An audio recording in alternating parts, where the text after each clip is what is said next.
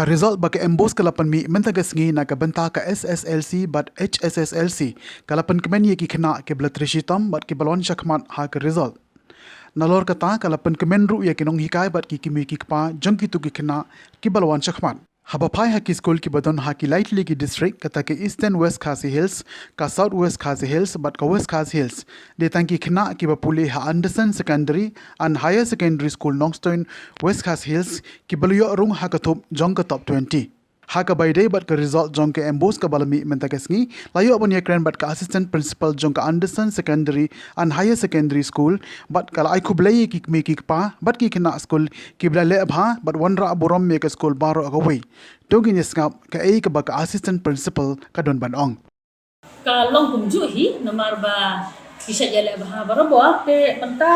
ma kisnan ki balawan balade ru ni saja yo akan list kuntu ma kumbangi jiyo Tementara wadah pedeng ka lockdown asnen kelas 9 dan 10 kini yo aplik kena ke hikai ke bakura ndela kataru kili persan dala ka buj dala ka bor baro akin hikai kili rap ki online hagi extra classes bagi pawan school rengkat ke jingi trilan ki me pa kham ta me ki kena bagi register di haga kelas 10 SSLC ki don armor ki bayo ha top 20 iwe ha position kan real iwe ha position ka ba ndai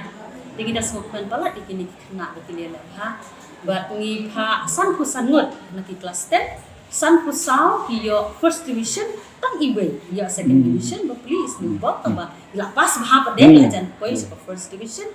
tingi sultan na ha result tega HSSLC arts pada ia pa san pun reward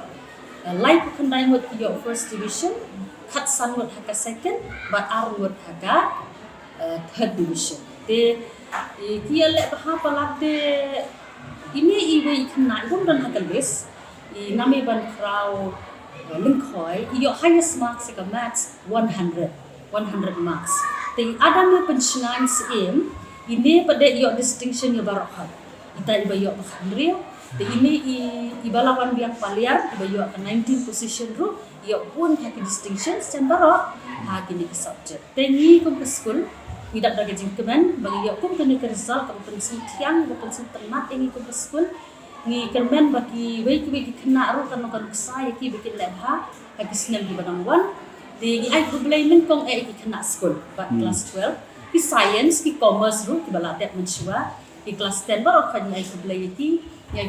ki me ki pa na kalian jong ke school na managing committee na sponsoring body na executive body ni ai kejing kerku kerdo iki laki poi hanno laki lek hanno tu blei kerku iki bakin kelek ini bikin kermau ni ki por baro hanno laki dah